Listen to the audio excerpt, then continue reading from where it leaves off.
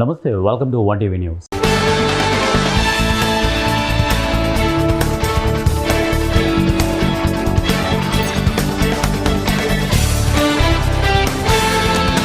సూర్యాపేట జిల్లా Huzur Nagar police station పరిధిలో ఇటీవల చోటు చేసుకున్నటువంటి ట్రాక్టర్ చోరీ కేసును పోలీసులు ఛేదించారు. నిందితుని అరెస్టు చేసి రిమాండ్కు తరలించారు. సిఐ చరమందరాజు తెలిపినటువంటి వివరాల ప్రకారం జూన్ 29న అమరవరం గ్రామంలో కొప్పుల వాసిరెడ్డి ఇంటి ఆవరణలో నిలిపించినటువంటి జాండీర్ ట్రాక్టర్ను గుర్తు తెలియని వ్యక్తులు దొంగలించుకుపోయారు. ఉదయాన్నే గమనించినటువంటి ట్రాక్టర్ యజమాని పోలీస్ స్టేషన్లో ఫిర్యాదు చేశారు. బాధితుడి ఫిర్యాదుపై కేసు నమోదు చేసినటువంటి ఎస్ఐ చలికంటి నరేష్ దర్యాప్తును ప్రారంభించారు. దర్యాప్తులో భాగంగా ట్రాక్టర్ని మఠంపల్లి మండలం అవిరేని కుంట సమీపంలో మట్టిలో దిగబడి ఉన్నటువంటి ట్రాక్టర్ను గుర్తించారు.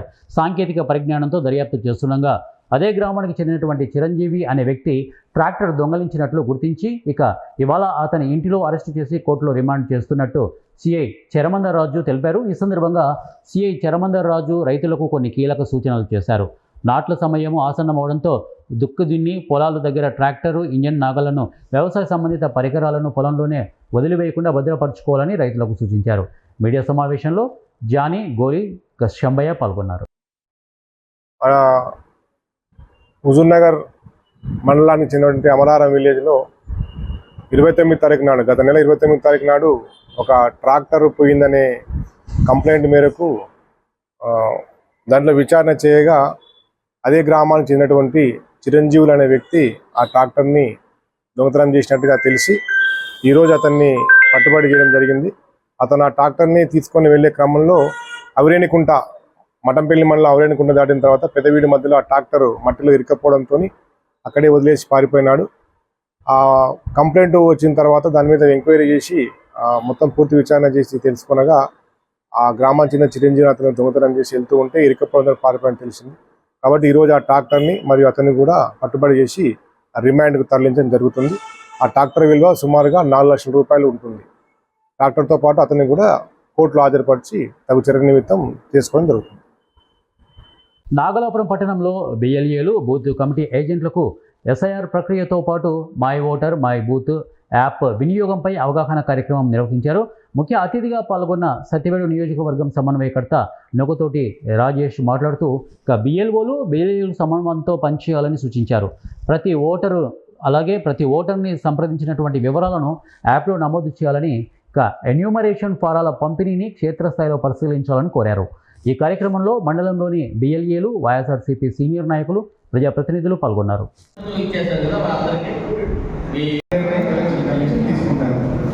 వాళ్ళు ఏదైనా అవకతవకలకు పాల్పడతారు, లేకపోతే ఏకపక్షంగా మన పార్టీకి సంబంధించిన ఓట్లు తీసేసే కార్యక్రమం ఏమైనా చేస్తారు అనే ఒక అనుమానంతోనే మనం కూడా మన పార్టీ తరఫున ఒక బిఎల్ఏని, ప్రతి బూత్కి ఒక బిఎల్ఏని పెట్టుకోవడం జరిగింది కదా. ఆ బిఎల్ఏ ఐడి కార్డును కూడా మీకు అందజేయడం మనస్ఫూర్తిగా ధన్యవాదాలు. నాగలాపురం మండలం కారణి గ్రామంలో 1 నుంచి 5 ఎంపీపీ పాఠశాల, అంగన్వాడీ కేంద్రం ఒకే ప్రాంగణంలో కొనసాగుతున్నాయి. అయితే పాఠశాల ఆవరణలో పొదలు, చెట్లు అధికంగా పెరిగిపోవడంతో విషసర్పాలు సంచరిస్తున్నాయని స్థానికులు ఆందోళన వ్యక్తం చేస్తున్నారు. చిన్నారులు చదువుకునే ప్రదేశంలో ఈ పరిస్థితి ఉండడంతో తల్లిదండ్రులు భయాందోళనకు గురవుతున్నారు. అదేవిధంగా పాఠశాల ప్రధాన గేటుకు ఉన్నటువంటి తాళాలను గుర్తు తెలియని వ్యక్తులు ధ్వంసం చేసినట్లు సమాచారం. దీంతో ప్రతిరోజు రాత్రి వేళల్లో కొందరు మందుబాబులు పాఠశాల ప్రాంగణంలోకి ప్రవేశించి మద్యం సేవిస్తున్నారని గ్రామస్తులు ఆరోపిస్తున్నారు.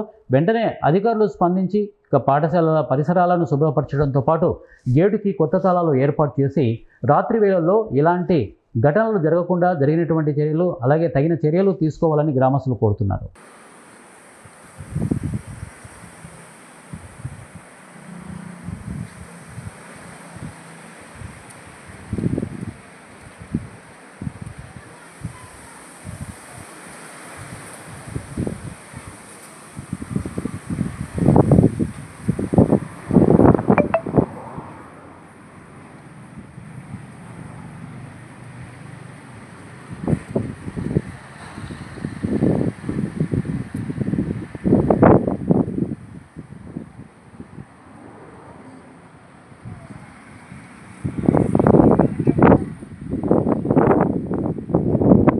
అన్నమయ్య జిల్లా కేవీపల్లి మండలం గోరెకనంపల్లి నూతన కాలువ జిల్లెల వందాతండ గ్రామంలో గత వారం రోజులుగా గజరాజులు రైతులకు కంటి మీద కునుకు లేకుండా చేస్తున్నాయి.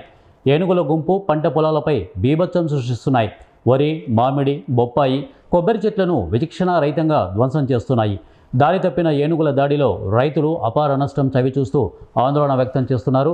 బాధిత రైతులు మాట్లాడుతూ అధికారులు వెంటనే నష్టపోయినటువంటి పంటలను పరిశీలించి తగిన పరిహారం చెల్లించాలని, ఏనుగుల బారి నుండి రక్షణ కల్పించాలి అని కోరుతున్నారు. అటవీ శాఖ అధికారులు ఘటనా స్థలానికి చేరుకొని పరిస్థితిని సమీక్షించారు. గజరాజులను అడవిలోకి తరిమి వేసేందుకు చర్యలు తీసుకుంటున్నట్లు తెలిపారు. నమస్కారం సార్, మాది కేవపల్లి మండలము, అన్నమయ్య డిస్టిక్, నూతనకాల గ్రామము, గోర్కంపల్లి, ఉప్పుతోళ్ళ నాగయ్య కుమారుడు ఉప్పుతోళ్ళ వెంకటరమణ. మాకు వచ్చేసి ఈ పొలము, ఈ టెంకాయ చెట్లు ఇవంతా ఏనుగులు 20 ఏనుగుల దాకా గుంపు వచ్చింది. నైటే ఈ పొలము, టెంకాయ చెట్లు అంతా నాశనం చేసేసినాయి. మొత్తం దగ్గర 5 లక్షలు 6 లక్షలు నష్టమైంది. దయవుంచి మా ముందు దయవుంచి మా పేద రైతులకి మీరే సాయం చేయాలని కోరుతున్నాం. టెంకాయ చెట్లు, మడి, టింకర్ పైపులు, బోర్లు, వైర్లు అంతా ధ్వంసం చేసినాయి. ఒకటి కాదు సార్, దగ్గర 20 దాకా వచ్చినాయి ఏనుగులు. మొత్తం పంట నష్టం చేసినాయి. దయవుంచి గవర్నమెంట్ మాకు ఈ పేదవాళ్ళకి చూసి, రైతులు చూసి కొద్దిగా సాయం సాయం చేయాలని కోరుకుంటున్నాము. చాలా నష్టమైంది. 5-6 లక్షల పైన అయింది. నష్టం చాలా అయింది సార్. టెంకాయ చెట్లు, మడి, బోర్లు, పైపులు అన్నీ ధ్వంసం చేసినాయి సార్. పరం చెట్లు, మామిడి చెట్లు అన్నీ ధ్వంసం చేసినాయి. మీరే దయవుంచి మా ముందు దయవుంచి సాయం చేయాలని కోరుకుంటున్నాం. ప్రపంచ జూనోసిస్ డే సందర్భంగా సోమవారం కుక్కలకు ఉచితంగా యాంటీ ర్యాబిస్ టీకాలు వేసినట్లు పశుసంవర్ధక శాఖ ఏడీ గురుజయంతి తెలిపారు. నెల్లూరు జిల్లా కలువాయి పశు వైద్యశాలలో విలేకరులతో ఆమె మాట్లాడుతూ జంతువుల నుంచి మనుషులకు సోకే వ్యాధులను జూనోటిక్ వ్యాధులుగా గుర్తించినట్లు తెలిపారు. వరల్డ్ హెల్త్ ఆర్గనైజేషన్ ప్రకారం మనుషులకు సుమారు 60% జూనోసిస్ వైరస్ వ్యాధులు సంక్రమిస్తున్నాయని వారన్నారు. వాటి నుంచి కాపాడుకోవడానికి యాంటీ ర్యాబిస్ టీకాలను పశు వైద్యశాలలో ఉచితంగా వేయనున్నట్లు తెలిపారు. ఇవి మండలంలోని అన్ని పశు వైద్యశాలలో అందుబాటులో ఉంది. దీనిని అందరూ సద్వినియోగం చేసుకోవాలని కోరారు. అనంతరం ఆమె కొన్ని జంతువులకు టీకాలు వేశారు. ఈ కార్యక్రమంలో సిబ్బంది కొండయ్య, శ్రీకాంత్ తదితరులు ఉన్నారు. గేదెలు, ఆవులు వాటి నుంచి కానీ మనుషులకి సంక్రమించే ఏదైనా వ్యాధులు ఉంటే వాటిని అరికట్టుకోవడానికి మనం ఈ రోజుని మళ్ళీ పునఃపరిశీలన చేసుకుంటాం.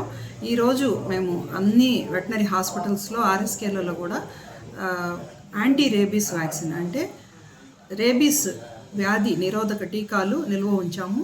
ఇవి ఈ రోజు నుంచి కూడా ఎప్పుడైనా వచ్చినా కూడా వేస్తాము. ఈరోజు ముఖ్యంగా ఒక డ్రైవ్ లాగా తీసుకొని చేస్తున్నాము.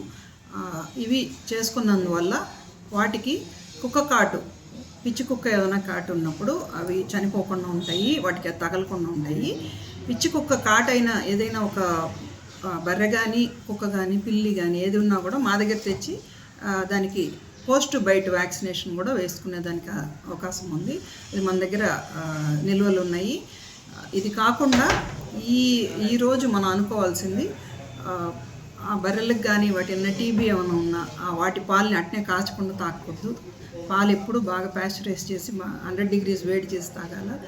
తర్వాత మాంసం తినేటప్పుడు కూడా కొంచెం సగం ఉడకపెట్టి తినేది కాకుండా ఫుల్గా ఉడకపెట్టి తినాలి. ఎందుకంటే వాటిలో ఉండే హైడ్రాడిట్ సిస్ట్ లాంటిది మన మనుషులు బుర్రల్లో కానీ ఇంకా అవయవాల్లో ఎక్కడైనా కానీ చేరి హైడ్రాడిట్ సిస్ట్ లాగా ఏర్పడతాయి. దానివల్ల కూడా మనకి మనుషులకి ప్రమాదం సంభవిస్తుంది. ఇంకా కుక్కలు పెంపుదారులు కూడా ఇంకా ఏ డీవార్మింగ్ కూడా చేసుకోకుండా కానీ ఉంటే వాళ్ళ దగ్గర నుంచి కూడా మనుషులకి ఇది సంక్రమించే ఛాన్సెస్ ఉన్నాయి. ఇది కాకుండా గొర్రెలు, మేకలు పెంపకదారులు బ్రుసెల్లోసిస్ వ్యాక్సిన్, బ్రుసెల్లా అనే జబ్బు ఉంటాయి, గేదెల్లో కూడా ఉంటాయి. ఆ వ్యాక్సిన్ వచ్చేసి మనకి మనం ఆవు దూడల వరకు లేదంటే ఆడదూడల వరకు వేస్తున్నాము. బర్రెలకు కానీ ఆవులకు కానీ, గొర్రెలకి వాటికి వేయటం లేదు. అందుకని పొట్టేళ్ళ ద్వారా ఇవి సంక్రమిస్తుంది కాబట్టి వాటికి ఉన్నాయా బ్రుసెల్లా అని చెప్పేసి దాన్ని కనుక్కునే టెస్టులు కూడా ఉన్నాయి. అవి రాకుండా మనం చూసుకునే పరిస్థితి కూడా ఉంది.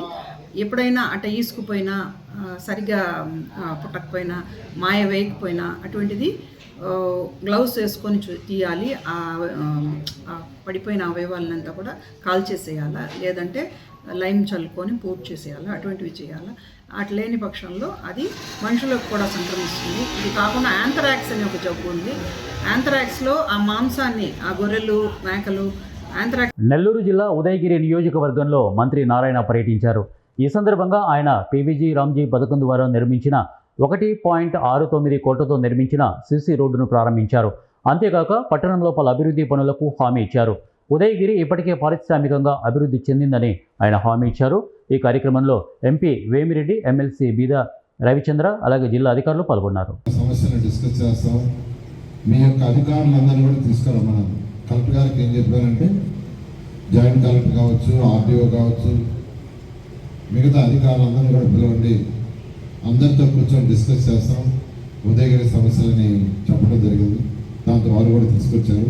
ఈ మీటింగ్ అవుతానే ఆఫీసులో కూర్చొని మీ యొక్క సమస్యలు ఏదైతే ఉన్నాయో అటు శాసనసభ్యులు మరి ఎవరైతే ప్రజాప్రతినిధులు ఉన్నారో వాళ్ళందరూ ఆ సమస్యలు ఇస్తే వాటన్నిటి కూడా డిస్కస్ చేసి వీలైనంత తొందరలో అవన్నీ కూడా అయ్యేటట్టుగా చేస్తాం. ఇందులో ముఖ్యంగా ఇప్పుడే శాసనసభ్యులు 4 విషయాలు చెప్పారు. ఆ 4 విషయాలు ఖచ్చితంగా నేను ఫాలోఅప్ చేసి పెడతాను. అవి సీఎంఓలో ఉన్నాయి. వాటిని ఖచ్చితంగా ఫాలోఅప్ చేసి పెడతానని తెలియజేస్తున్నాను. ఈరోజు తీసుకుంటే సంక్షేమానికి యాక్చువల్గా ఇంతవరకు 1 కోటి మీకు మీ యొక్క 8 మండలాల్లో ఎన్టీఆర్ భరోసా కానీ, తల్లి వందనం కానీ, అన్నదాత సుఖీయు కానీ, 3 గ్యాస్ సిలిండర్లు, శ్రీశక్తి, ఆటో సేవా శ్రేణిది, వీటన్నిటికీ ఈరోజు మొత్తం 1098 కోట్లు ఈ ప్రభుత్వం ఉచితంగా ఖర్చు పెట్టారు. 1098 కోట్లు కేవలం సంక్షేమానికి ఉదయగిరి. ఈరోజు గౌరవ ముఖ్యమంత్రి గారు ఒకటే చెప్తారు, మన రాష్ట్రంలో ఎందరో పేదలు నిరుపేదలు ఉన్నారు, అదేవిధంగా ఉద్యోగాల కోసం ఎదుగుతున్న యువత ఉన్నారు. రాష్ట్రం ఈరోజు ఆర్థికంగా గత 5 సంవత్సరాలు చితికిపోయింది. గత ప్రభుత్వం 5 లక్షల పైగా 10 లక్షల కోట్ల పైగా అప్పు చేసి వెళ్ళిపోయింది. 10 లక్షల కోట్ల పైగా. ఎప్పుడైనా ఏ రాష్ట్రమైనా డెవలప్ కావాలంటే ఇండస్ట్రీస్ రావాలి. ఇండస్ట్రీస్ అనేది ఏ రాష్ట్రం డెవలప్ కాదు. ఈరోజు అమెరికా అంత డెవలప్ అయిందంటే అక్కడ ఇండస్ట్రియల్ రెవల్యూషన్ వచ్చింది. ఆ ప్రభుత్వం అక్కడ ఇండస్ట్రీస్ మీద ఎక్కువ ఫోకస్ చేసింది. చైనా ఈరోజు ఆ స్టేజ్లో ఉంది ఆర్థికంగా అంటే వాళ్ళ ఇండస్ట్రీసే. అందుకనే గవర్నర్ ముఖ్యమంత్రి గారు ఈ రాష్ట్రంలో ఇండస్ట్రీస్ వస్తే తప్ప సంక్షేమం చేయలేము, డెవలప్ చేయలేము, యువతకు ఉద్యోగాలు రావని ఈరోజు వాళ్ళు ప్రభుత్వం రాగానే టోటల్ కాన్సన్ట్రేషన్ ఇండస్ట్రీస్. యువనాయకుడు లోకేష్ కూడా ఈరోజు అనేక విదేశాలు తిరుగుతూ అనేక ఇండస్ట్రీస్ ఈ రాష్ట్రానికి తీసుకొస్తున్నారు. ఇండస్ట్రీస్ వస్తే ఎక్కడైతే ఇండస్ట్రీస్ వస్తాయో ఆ ఏరియాలో యువతకు ఉద్యోగాలు వస్తాయి. ఉద్యోగాలు వచ్చినప్పుడు వాళ్ళ ఆదాయం పెరుగుతుంది. ఎక్కడైతే ఇండస్ట్రీస్ వస్తాయో అక్కడ ఇండస్ట్రీస్లో పనిచేసే వాళ్ళందరూ కూడా అనేక ఫెసిలిటీస్ కలిగించాలి. ప్రజల భద్రతను మరింత బలోపేతం చేయడానికి పోలీస్ శాఖ అవసరమైన అన్ని చర్యలు తీసుకుంటుందని మార్కాపురం జిల్లా ఇన్ఛార్జ్ ఎస్పీ హర్షవర్ధన్ రాజు పేర్కొన్నారు. మార్కాపురం ఆర్టీసీ బస్టాండ్లో ఇటీవల చోటు చేసుకుంటున్నటువంటి వరుస దొంగతనాల నేపథ్యంలో ఏర్పాటు చేసినటువంటి 16 అత్యాధునిక సీసీ కెమెరాలను ఎస్పీ ప్రారంభించారు. ప్రయాణికుల రద్దీ ఎక్కువగా ఉండడంతో నేరాలను అరికట్టేందుకు సీసీ కెమెరాలు కీలక పాత్ర పోషిస్తున్నాయని అన్నారు. కెమెరాల ద్వారా బస్టాండు పరిసరాలను నిరంతరం పర్యవేక్షిస్తూ అనుమానాస్పద వ్యక్తుల కదలికలపై నిఘా ఉంచుతామని తెలిపారు. కాగా ఇటీవల బస్టాండులో పలువురు మహిళల వద్ద నుంచి సుమారు 15 లక్షల విలువ చేసే బంగారు ఆభరణాలు చోరీకి గురయ్యాయి. డిఎస్పీ గారు, ఇన్స్పెక్టర్ మార్కాపూర్ ఇద్దరు కూడా ఎంతో చొరవ తీసుకొని బస్ స్టాండ్లో సీసీటీవీ కెమెరాస్ ఇన్స్టాల్ చేయడం జరిగింది. దాదాపు 16 కెమెరాస్ ఇన్స్టాల్ చేశారు. మొత్తము బస్ స్టాండ్ ప్రాంగణం అంతా in gate, out gate, back side, parking area, platforms అన్నీ కూడా కవర్ చేస్తూ మంచి హై రెజల్యూషన్, మంచి పిక్సెల్స్ ఉన్నటువంటి కెమెరాస్ అన్నీ కూడా ఇన్స్టాల్ చేశారు. సో దీంతో మనకు బస్ స్టాండ్లో జరిగేటటువంటి అఫెన్సెస్, బైక్ థెఫ్ట్లు కావచ్చు, మొబైల్ థెఫ్ట్లు కావచ్చు, బ్యాగ్ థెఫ్ట్లు కావచ్చు, ఇవన్నీ కూడా డెఫినెట్గా మనకు ప్రివెంట్ అయ్యేదానికి అవకాశం ఉంది. ఒకవేళ అయినా కానీ మనం డిటెక్ట్ చేసేదానికి 100% ఛాన్స్ ఉంది. సో కాబట్టి ఇంత ఇనిషియేటివ్ తీసుకొని ఈ విధంగా మంచిగా కెమెరాస్ ఇన్స్టాల్ చేస్తాం. మా ఇన్స్పెక్టర్కి, డిఎస్పీకి నా హృదయపూర్వక నమస్కారాలు తెలియజేస్తున్నాను. మార్కప్ మార్కాపూర్ కేసు అవి ఇంకా కావాల్సింది, ఇంకా అది ఇంకా దాని గురించి వర్కౌట్. విద్యా వికాస్ నినాదంతో 4వ ఏడాది సేవా కార్యక్రమాలు సమాజ సేవే పరమావధిగా ముందుకు సాగుతున్న త్రిశక్తి సేవా సమితి మరోసారి తన సేవా స్ఫూర్తిని చాటుకుంది. మల్కాజ్గిరి ఆనందబాగు సమీపంలో ఉన్నటువంటి తాళ్లబస్తీ ప్రభుత్వ పాఠశాలలో చదువుతున్న 245 మంది పేద విద్యార్థులకు నోట్బుక్స్, పెన్సిల్స్, పెన్నులు తదితర విద్యా సామగ్రిని పంపిణీ చేసి వారి చదువుకు అండగా నిలిచింది. ఈ సందర్భంగా ఏర్పాటు చేసినటువంటి ఈ కార్యక్రమంలో త్రిశక్తి సేవా సమితి వ్యవస్థాపకురాలు సూర్యకుమారి మాట్లాడుతూ, గత 4 ఏళ్లుగా ప్రతి విద్యా సంవత్సరం తమ సమితి సభ్యుల సహకారంతో ప్రభుత్వ పాఠశాలల్లో చదువుతున్నటువంటి నిరుపేద విద్యార్థులకు త్రిశక్తి సేవా సమితి విద్యా వికాస్ నినాదంతో విద్యా సామగ్రిని అందజేస్తున్నామని తెలిపారు. పుస్తకాలు పంపిణీ చేయడమే కాకుండా విద్యార్థుల్లో ప్రతిభను వెలికి తీసేందుకు సాంస్కృతిక కార్యక్రమాలు నిర్వహించి ప్రతిభ కనబరిచిన వారికి బహుమతులు కూడా అందజేస్తున్నామని చెప్పారు. నేటి చిన్నారులే రేపటి భారత భవిష్యత్తు. ఆర్థిక ఇబ్బందులు ఏ విద్యార్థి చదువుకో అడ్డంకి కాకూడదనే సంకల్పంతో ఈ సేవా కార్యక్రమాలు కొనసాగిస్తున్నాము. ప్రతి విద్యార్థి ఉన్నత చదువులు అభ్యసించి జీవితంలో ఉన్నత శిఖరాలు అధిరోహించాలని కోరుకుంటున్నామని ఆమె పేర్కొన్నారు. విద్యా సామగ్రి అందుకున్నటువంటి విద్యార్థులు, వారి తల్లిదండ్రులు త్రిశక్తి సేవా సమితి సభ్యులకు హృదయపూర్వక కృతజ్ఞతలు కూడా తెలియజేశారు. సేవా కార్యక్రమాన్ని ఉపాధ్యాయులు అభినందిస్తూ సమాజంలో ఎలాంటి సేవా సంస్థలు మరింత ముందుకు రావాలని ఆకాంక్షించారు. ముఖ్య అతిథిగా మాజీ కార్పొరేటర్ రాజ్యలక్ష్మి త్రిశక్తి సేవా సమితికి అభినందనలు కూడా తెలిపారు. 5 గంటలకు లేచి రాత్రిగా కష్టపడి ఇంటికి వెళ్తే వాళ్ళ అమ్మగారు ఒక రొట్టె పెట్టేవారు. ఆ రొట్టె వల్ల నాకు ఇంత శక్తి వచ్చి బాగా చదువుతున్నామని పిల్లలు అడిగిన ప్రశ్నకు సమాధానంగా చెప్పారు. ఎంత గొప్పగా గొప్పలో మనం నిలబడితే చేసేది విద్య ఒకటే, ఇది ఎవరు తీసుకోలేరు. ఉదాహరణకి నేనే చెప్తాను, నేను 45 ఏళ్ల పాటు చదువు చెప్పాను. ఒక కాలేజీలో చెప్పాను, స్కూల్లో చెప్పాను. కానీ ఇంకా నా మైండ్లో నాలో ఆ సబ్జెక్ట్ ఉంది. అంటే నేను ఇన్ని ఏళ్ళు ఎవరికో ఇచ్చినా కూడా తిరిగి ఇంకా నా దగ్గర ఉంది అంటే ఎంత విలువైన శక్తి ఇది మనం పరిష్కరిస్తుంది. ఒక విద్యావంతులు కూడా ఇక్కడ పిల్లలకి బుక్స్ అవన్నీ కూడా అందజేస్తున్నారు. బుక్స్ కానీ వాళ్ళకి కావాల్సిన జామెట్రీ బాక్స్, బిస్కెట్స్ ఇవన్నీ కూడా ప్రతి సంవత్సరం కూడా వాళ్ళు ఎంత మంచి పని చేస్తున్నారు అంటే వీళ్ళు ఒక చిన్న గ్రూప్ ఆఫ్ విమెన్, మెయిన్లీ హౌస్ వైఫ్స్ అందరూ కూడా కలిసి అంటే సొసైటీకి ఏదో ఒక మంచి చేయాలి అని చెప్పి ఇట్లాంటి కార్యక్రమాలు చేస్తూ ఉన్నారు. దాంట్లో ముఖ్యంగా మా సూర్యకుమారి గారు ఆవిడ అంటే షీ టేక్స్ దట్ లీడర్షిప్ తీసుకొని అందరూ కలిసి అంటే ఇటువంటి మంచి కార్యక్రమాలు చేసినందుకు వాళ్ళని ముఖ్యంగా అభినందిస్తున్నాను. ఇలాగే సొసైటీకి ఎన్నో మంచి మంచి పని చేస్తుండాలని ఇది ఒక్క స్కూలే కాదు, వాళ్ళు ఇంకా ఇతర స్కూల్స్కి కూడా వెళ్ళి అక్కడ కూడా ఇటువంటివి చేస్తుంటారు. బీద పిల్లలకి బ్రాహ్మణ్స్కి బ్రాహ్మణుల పిల్లలకి ఉపనయనాలు చేస్తూ ఉంటారు. ఈవెన్ శ్రీమంతాలు కూడా చేస్తున్నారు కదా మీరు ఇంతకుముందు. సో ఇట్లాంటివన్నీ కూడా చాలా ప్రోగ్రామ్స్ చేస్తున్నారు.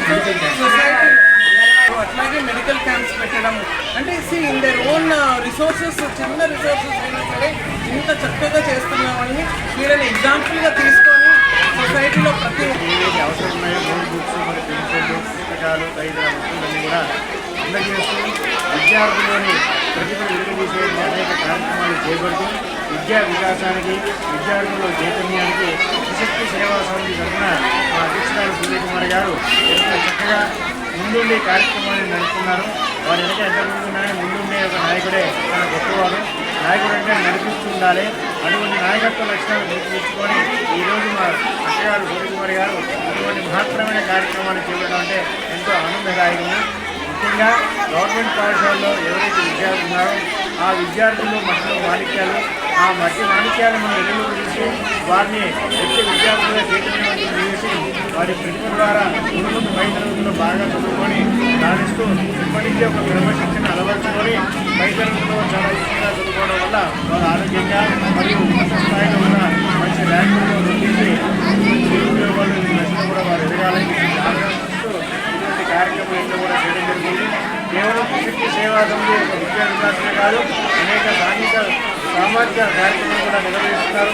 అంతేకాకుండా వివిధ రంగాల్లో వివిధ రకాలైన అనేక సేవా కార్యక్రమాలు. సిద్దిపేట జిల్లాలో ఒక ప్రభుత్వ అధికారి లంచం తీసుకుంటూ అవినీతి నిరోధక శాఖ అధికారులకు రెడ్ హ్యాండెడ్గా పట్టుబడ్డాడు. ఏసీబీ అధికారులు చెప్పినటువంటి వివరాల మేరకు చిర్యాల తహసీల్దార్ గారి విధి నిర్వహణలో ఉన్నటువంటి కొర్ర దిలీప్ నాయక్ 70,000 రూపాయల లంచం స్వీకరిస్తుండగా ఏసీబీ అధికారులు సోమవారం అరెస్టు చేశారు. నాగపురి గ్రామంలోని పలు సర్వే నెంబర్లకు సంబంధించినటువంటి 11 నాలా అంటే వ్యవసాయేతర భూమి మార్పిడి దరఖాస్తుల ప్రాసెసింగ్ కోసం ఫిర్యాదుదారు నుంచి తహసీల్దార్ ఈ లంచం డిమాండ్ చేశారు. జమున కనకమ్మ మరియు తదితరుల పేర్లపై ఉన్నటువంటి 30 గుంటల భూమికి సంబంధించినటువంటి పనుల నిమిత్తం ఆయన ఈ మొత్తాన్ని తీసుకున్నారు. సోమవారం మధ్యాహ్నం చేర్యాలలోని తన కార్యాలయంలోనే దిలీప్ నాయక్ లంచం తీసుకుంటుండగా పక్కా ప్రణాళికతో ఏసీబీ అధికారులు ఆయనను పట్టుకున్నారు. నిందితుడి వద్ద నుంచి లంచం సొమ్మును స్వాధీనం చేసుకున్నారు. అనంతరం దిలీప్ నాయక్ను అరెస్టు చేసి హైదరాబాద్లోని ఏసీబీ కేసుల విచారణ ప్రత్యేక కోర్టులో హాజరుపరచనున్నట్లు అధికారులు వెల్లడించారు. ఎవరైనా అధికారులు లంచం డిమాండ్ చేస్తే తమ టోల్ ఫ్రీ నెంబరు 1064కు సమాచారం అందించాలని ఏసీబీ అధికారులు ఈ సందర్భంగా ప్రజలకు విజ్ఞప్తి చేశారు. వివాహేతర సంబంధానికి అడ్డుగా ఉన్నాడని ఓ భార్య భర్తను అతి దారుణంగా హత్య చేసింది. భర్త నరాల్లోకి టాయిలెట్ను కడిగే హార్పిక్తో పాటు నిద్రమాత్రలు లిక్విడ్ను సిరంజి సహాయంతో ఎక్కించి చంపేస్తుంది. ఈ ఘటన ఆలస్యంగా వెలుగులోకి వచ్చింది. నిజామాబాద్ జిల్లా మోపాల్ మండలం న్యాలకల్ గ్రామంలో హత్య జరిగింది. మృతుడి తల్లి శ్యామల ఫిర్యాదు మేరకు కేసు నమోదు చేసినటువంటి పోలీసులకు దర్యాప్తులో కీలక విషయాలు తెలిసాయి. సోమవారం నిజామాబాద్ సౌత్ సిఐ సురేష్ కుమార్ తెలిపినటువంటి వివరాల ప్రకారం న్యాలకల్ గ్రామానికి చెందిన దాయిని ప్రశాంత్ బతుకు తెరువు కోసం 3 ఏళ్ల క్రితం దుబాయ్కి వలస వెళ్ళాడు. అతడు దుబాయ్ వెళ్ళిన తర్వాత భార్య సంధ్యకు నిజామాబాద్లోని ఇంద్రాపూర్ కాలనీకి చెందిన అనిల్తో పరిచయం ఏర్పడింది. అది కాస్త వివాహేతర సంబంధానికి కూడా దారితీసింది. 3 ఏళ్ల తర్వాత ప్రశాంత్ గత నెల 27న దుబాయ్ నుంచి ఇంటికి తిరిగి వచ్చాడు. దీంతో తన వివాహేతర సంబంధానికి భర్త ప్రశాంత్ అడ్డుగా ఉంటాడని భావించినటువంటి సంధ్య ప్రియుడు అనిల్తో కలిసి హత్య చేయాలని ప్లాన్ చేసింది. భర్తను చంపేందుకు న్యాలకల్లో తమ ఇంటి దగ్గర ఉండేటటువంటి వెంకట్ సాయి అలియాస్ బంటి అనే మరో యువకుడిని సాయాన్ని సంధ్య కోరింది. గత నెల 29న వెంకట్ సాయి మద్యం బాటిల్ తీసుకొని ప్రశాంత్ ఇంటికి వెళ్ళాడు. డాబా మీద ఇద్దరు మందు తాగుతుండగా ఇంటికి సంధ్య ఫోన్ చేసి తన భర్తకు ఫుల్గా మద్యం తాగించాలని చెప్పింది. ఈ ఆడియో క్లిప్ వైరల్గా మారింది. సంధ్య చెప్పినట్లే ప్రశాంత్కు బంటికి అధిక మద్యం తాగించారు. డాబాపై నుంచి కిందికి తోసేశారు. అయితే ప్రశాంత్ తీవ్రంగా గాయపడినప్పటికీ చనిపోలేదు. దాంతో సంధ్య అక్కడికి వచ్చి ప్రమాదవశాత్తు డాబా మీద నుంచి పడ్డాడని ఇరుగు పొరుగు వారిని నమ్మించింది. అనంతరం నిజామాబాద్ జీజీహెచ్కు అక్కడి నుంచి మెరుగైన చికిత్స కోసం ఓ ప్రైవేట్ ఆసుపత్రికి ప్రశాంత్ను తీసుకువెళ్ళింది. ట్రీట్మెంట్ అనంతరం అదే రోజు రాత్రి భర్తను ఇంటికి తీసుకువచ్చింది. భర్త ప్రశాంత్ను హాస్పిటల్ నుంచి ఇంటికి తీసుకొచ్చిన తర్వాత ఈ సంధ్య తన ప్రియుడు అనిల్కు ఫోన్ చేసి న్యాలకల్లో ఉన్నటువంటి ఇంటికి పిలిపించుకుంది. తర్వాత ఇద్దరు కలిసి హార్పిక్తో పాటు నిద్ర మాత్రలను పొడి చేసి నీళ్లలో కలిపి లిక్విడ్ను సిరంజి సహాయంతో ప్రశాంత్ నరాల్లోకి ఎక్కించి చంపేశారు. అనంతరం ప్రశాంత్ చనిపోయిన విషయాన్ని నిజామాబాద్లో ఉంటున్నటువంటి అతడి తల్లి శ్యామలకు సంధ్య చెప్పింది. అయితే తన కొడుకు దుబాయ్ నుంచి రావడం, డాబాపై నుంచి కింద పడడం, ఆసుపత్రికి తీసుకువెళ్లడం, తర్వాత అతడు చనిపోయే వరకు ఏ విషయం తల్లికి తెలియదు. దీంతో కోడలు సంధ్య ప్రవర్తనపై అనుమానం వ్యక్తం చేసినటువంటి శ్యామల కొడుకు మృతిపై పోలీసులకు ఫిర్యాదు చేసింది. కేసు నమోదు చేసుకున్నటువంటి పోలీసులు సంధ్యను అదుపులోకి తీసుకొని విచారించగా అసలు విషయం బయటపడింది. అనిల్ బంటితో కలిసి భర్త ప్రశాంత్ను తానే హత్య చేసినట్లు విచారణలో ఒప్పుకుంది. దీంతో అనిల్ బంటిలను అరెస్టు చేసి ముగ్గురిని రిమాండ్కు తరలించారు. ఇవి బులెటిన్ అప్డేట్స్. నెక్స్ట్ బులెటిన్లో కలుద్దాం. Until then keep watching 1TV news.